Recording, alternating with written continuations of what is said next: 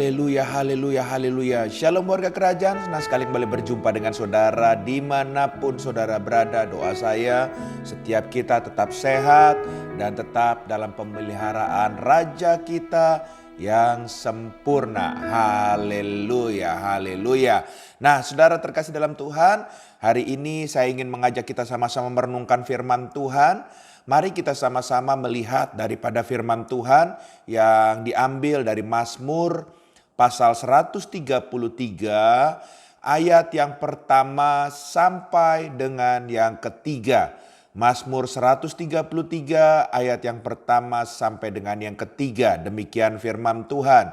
Nyanyian ziarah Daud, sungguh alangkah baiknya dan indahnya apabila saudara-saudara diam bersama dengan rukun, seperti minyak yang baik di atas kepala, meleleh ke janggut, yang meleleh ke janggut Harun dan ke leher jubahnya. Seperti embun gunung Hermon yang turun ke atas gunung-gunung Sion. Sebab kesanalah Tuhan memerintahkan berkat kehidupan untuk selama-lamanya. Haleluya, haleluya. Katakan amin, puji Tuhan. Nah, saudara terkasih dalam Tuhan, dalam perenungan firman Tuhan, pemazmur menulis sesuatu yang indah dalam pasal 133 ini. Nah sebetulnya pemazmur ini ingin mengajarkan apa melalui pasal 133 ini? Nah ini yang harus kita mengerti ya. Ada dua hal sebetulnya. Raja Daud sedang mengajarkan seluruh kita yang membaca firman Tuhan ini. Ya, yang pertama diajarkan yaitu kerukunan itu baik dan indah. Haleluya.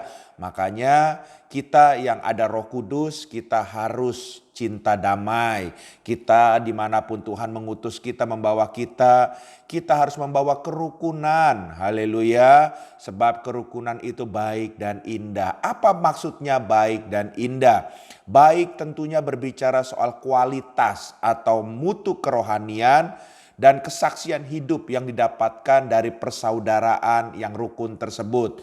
Sebab bila mana kita bisa menciptakan suatu atmosfer kerukunan di mana kita berada, tentunya saudara terkasih dalam Tuhan, komunitas kita atau diri kita bisa menjadi berkat, menjadi terang dan garam, dan nama Tuhan akan dipermuliakan melalui kehidupan kita. Lalu kalau kita berbicara indah, indah di sini berbicara soal estetika, ya, menunjukkan estetika dari persaudaraan yang rukun. Nah, di mana setiap orang dalam persaudaraan akan mengalami keindahan dan orang luar juga melihat keindahan persaudaraan. Artinya satu sama lain bisa menjadi berkat. Kalau kita ya hidup dalam kerukunan, kita bisa saling membangun, saling termotivasi, ya kita sama-sama bisa saling bertumbuh, saling menguatkan. Wah, pastinya indah sekali. Haleluya. Lalu bicara yang kedua dari pasal 133 ini, kerukunan juga ternyata berbicara kunci berkat dan tentunya menunjukkan kebesaran Tuhan dalam setiap kita apabila kita hidup rukun. Apa maksudnya Pak Pendeta? Coba kita lihat dalam perenungan tadi, ayat yang kedua dan ketiga tadi, kita kembali ulang. Dikatakan seperti minyak yang baik di atas kepala, meleleh ke janggut, yang meleleh ke janggut Harun dan ke leher jubahnya. Seperti embun gunung Hermon yang turun ke gunung-gunung Sion. Sebab kesanalah Tuhan memerintahkan berkat kehidupan untuk selama-lamanya. Haleluya. Saudara, ada dua hal yang di sini ditulis ya dalam ayat yang kedua dan ketiga ini. Yang pertama memakai kata minyak. Apa itu minyak? Minyak itu sebetulnya adalah gambaran atau lambang yang non fisik ya, dan ini bicara berkat rohani sebetulnya ya, yaitu orang yang hidup rukun akan diurapi, dan orang yang diurapi itu pasti akan penuh berkat dan kuasa Tuhan yang menyertai setiap langkahnya. Haleluya, bukankah itu indah? Sebab kita tahu keberhasilan kita bukan dengan kuat gagah kita, tapi keberhasilan kita karena Tuhan yang menyertai kita. Waktu kita diurapi Tuhan, tentunya berkat-berkat itu akan mengikuti setiap kita. Haleluya. Dan bicara soal embun yang kedua di sini, saudara terkasih dalam Tuhan. Embun di sini berbicara lebih lambang sifatnya ini secara ekonomis atau berkat secara jasmani. Dan ini adalah gambaran, saudara terkasih dalam Tuhan, embun yang berlimpah bahkan di saat musim panas sekalipun, sehingga memungkinkan ya kalau kita punya ladang atau punya pohon itu bisa berbuah dengan baik sekalipun musim sekitarnya sedang kering. Tapi embun Tuhan itu yang akan membuat tanaman itu bisa menerima ya sesuatu yang baik untuk pertumbuhan, dan dia akan terus bertumbuh dan berbuah lebat. Haleluya. Oleh sebab itu, ketika kita hidup rukun, maka Tuhan akan memerintahkan berkat-berkat untuk kita, keluarga kita, pelayanan kita, pekerjaan kita. Jadi usahakanlah, mari kita hidup terus rukun. Bersyukurlah dengan keadaan kita hari-hari ini dan orang-orang yang Tuhan kasih, yang ada di sekitar kita, yang terkoneksi dengan kita. Khususnya kita yang adalah suami istri. Haleluya.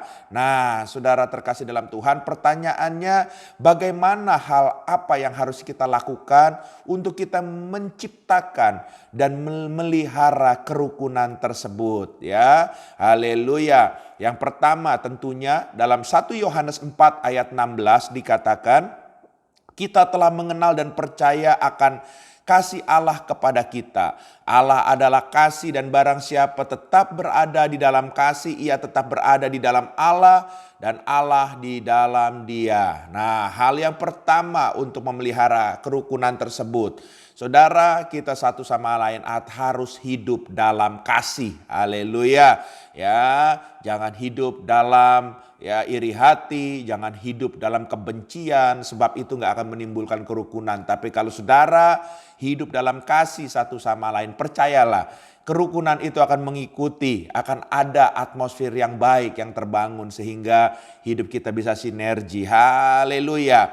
Hal yang kedua, saudara terkasih dalam Tuhan, ya. Hal yang kedua dalam Galatia pasal yang ke-6 ayat yang ke-9 sampai dengan yang ke-10 dikatakan, janganlah kita jemu-jemu berbuat baik, karena apabila sudah datang waktunya kita akan menuai jika kita tidak menjadi lemah. Karena itu selama masih ada kesempatan baik kita, marilah kita berbuat baik kepada semua orang, tetapi terutama kepada kawan-kawan kita seiman. Jadi kalau kita bicara soal hal yang kedua ini adalah gambaran kita harus hidup bukan hanya hidup dalam kasih, tapi melakukan kasih itu, yaitu berbuat kasih.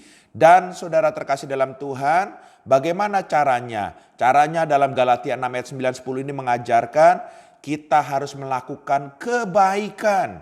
Sebab kebaikan itu melambangkan kasih itu sendiri. Kalau saudara tidak berbuat dalam kebaikan, bagaimana mungkin kasih itu akan terpancar dari kehidupan kita? Haleluya. Dan kalau kita lihat melalui kebaikan itu, saudara terkasih dalam Tuhan, yang berikutnya supaya kasih itu terpancar dalam hidup kita, Efesus pasal 4 ayat yang ke-32 dikatakan, tetapi hendaklah kamu ramah seorang terhadap yang lain, penuh kasih mesra dan saling mengampuni sebagaimana Allah di dalam Kristus telah mengampuni kamu.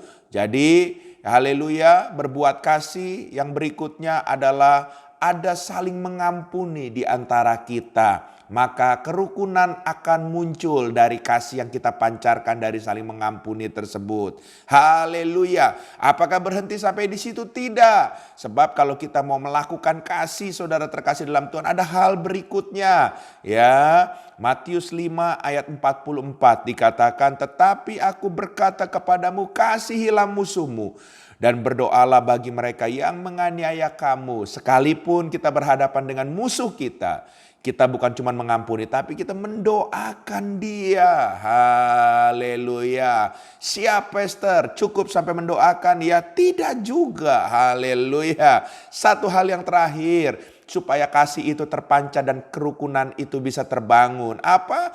Roma 12 ayat 14. Berkatilah siapa yang menganiaya kamu. Berkatilah dan jangan mengutuk. Hal yang terakhir bukan cuma mendoakan, tapi sampai kita memberkati musuh kita. Haleluya. Saya percaya Waktu kita hidup dalam kasih dan kita berbuat kasih itu sendiri melalui 4 hal tadi, saya percaya atmosfer kerukunan itu akan terjadi, akan tercipta di sekitar kita dan nama Tuhan akan dipermuliakan. Bahkan sekali lagi saya mau katakan, di mana kita hidup rukun, Tuhan akan memerintahkan berkat-berkat-Nya atas kita. Katakan sama-sama amin. Haleluya. Izinkan saya berdoa buat saudara. Tuhan, hamba berdoa dalam nama Yesus.